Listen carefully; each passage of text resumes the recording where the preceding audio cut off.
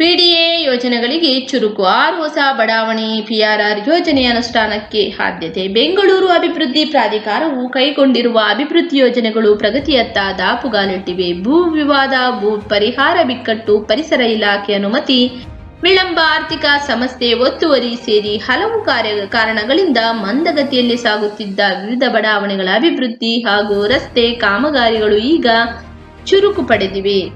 ಅದರಂತೆ 18 ವರ್ಷಗಳಿಂದ ಘೋಷಣೆ ಹಂತದಲ್ಲೇ ಇದ್ದ ಪೆರಿಫೆರಲ್ ವರ್ತುಲ ರಸ್ತೆ ಪಿಆರ್ಆರ್ ಯೋಜನೆ 1 ಮತ್ತು 2 ಅನುಷ್ಠಾನಗೊಳಿಸುತ್ತಿದೆ. ಸಂಚಾರ ದಟ್ಟಣೆ ತಗ್ಗಿಸುವುದಾಗಿ 2006ರಲ್ಲಿ ರೂಪಿಸಿದ ಈ ಯೋಜನೆಗೆ ಈಗ ರಾಜ್ಯ ಸರ್ಕಾರ ಅನುದಾನ ನೀಡಿದ್ದು ಯೋಜನೆಯ ಪ್ರಗತಿಗೆ ವೇಗ ಸಿಕ್ಕಂತಾಗಿದೆ.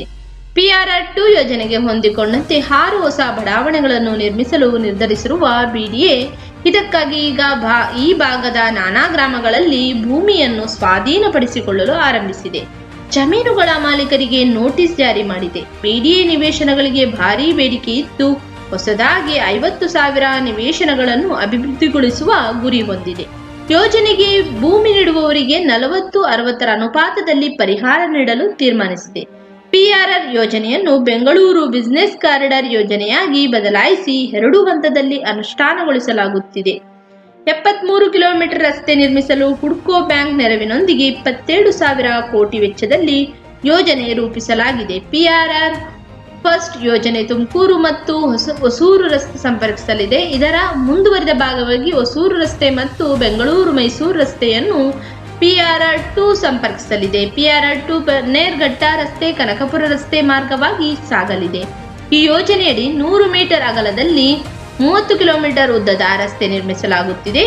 ಅದೇ ರೀತಿ ಜತೆಗೆ ಈ ಕಾರಿಡಾರ್ನ 2 ಬದಿಗಳಲ್ಲಿ ತಲಾ 24 ಮೀಟರ್ ಉದ್ದಕ್ಕೂ ವಾಣಿಜ್ಯ ನಿವೇಶನಗಳನ್ನು ರಚಿಸಿ ಮಾರಾಟ ವ್ಯವಹಾರಕ್ಕೆ ಉತ್ತೇಜನ ನೀಡಲು ಉದ್ದೇಶಿಸಲಾಗಿದೆ. ನಾಡಪ್ರಭು ಕೆಂಪೇಗೌಡ ಬಡಾವಣೆಯ ಮೂಲಕ ಹಾದು ಹೋಗುವ ದಶಪಥ ಎಕ್ಸ್ಪ್ರೆಸ್ ರಸ್ತೆ ನಿರ್ಮಾಣ ಕಾಮಗಾರಿ ದಶಕದ ನಂತರ ಮತ್ತೆ ಜೀವ ಪಡೆದಿದೆ. 200 ಶೆಡ್ಗಳನ್ನು ತೆರವುಗೊಳಿಸುವ ಮೂಲಕ ಸಂಪರ್ಕ ಕಲ್ಪಿಸಲು ಇದ್ದ ತೊಡಕುಗಳನ್ನು ಪ್ರಾಧಿಕಾರ ನಿವಾರಿಸಿದೆ. ನೈಸ್ ರಸ್ತೆಗೆ ಸಮಾನಾಂತರವಾಗಿ ಈ ರಸ್ತೆಯನ್ನು ನಿರ್ಮಿಸಲಾಗುತ್ತಿದ್ದು 10.5 ಕಿಲೋಮೀಟರ್ ಉದ್ದದ ಟೋಲ್ ರಹಿತ ಎಕ್ಸ್ಪ್ರೆಸ್ ಹೈವೇ ನಿರ್ಮಾಣಗೊಳ್ಳಲಿದೆ.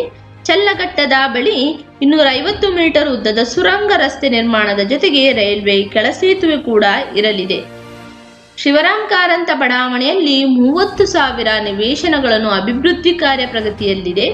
ಬಾಕಿ ಕಾಮಗಾರಿ ಪೂರ್ಣಗೊಳಿಸಲು ಗುತ್ತಿಗೆದಾರರಿಗೆ 3 ತಿಂಗಳು ಗಡುವು ನೀಡಲಾಗಿದೆ. 2,782 ಎಕರೆಯಲ್ಲಿ ನಿರ್ಮಿಸುತ್ತಿರುವ ಬಡಾವಣೆಯಲ್ಲಿ 16,000ದಿಂದ 17,000 ನಿವೇಶನಗಳನ್ನು ರೈತರಿಗೆ ನೀಡಲಾಗುತ್ತದೆ.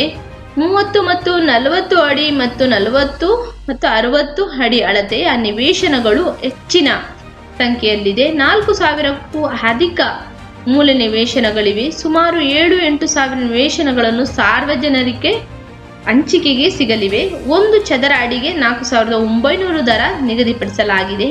ನಗರದ ಪ್ರತಿಷ್ಠಿತ ನಾಡಪ್ರಭು ಕೆಂಪೇಗೌಡ ಬಡಾವಣೆಯಲ್ಲಿ ಮೂಲ ಸೌಕರ್ಯ ಕಲ್ಪಿಸುವ ಕಾರ್ಯಕ್ಕೆ ವೇಗ ನೀಡಲಾಗಿದೆ. 9 ಬ್ಲಾಕ್ಗಳನ್ನು ರಸ್ತೆ, ವಿದ್ಯುತ್, ಚರಂಡಿ ವ್ಯವಸ್ಥೆ ಸೇರಿ ಮುಂತಾದ ಮೂಲ ಸೌಕರ್ಯ ಒದಗಿಸುವ ಕಾಮಗಾರಿಗಳು ಕೂಡ ನಡೆಯುತ್ತಿದೆ.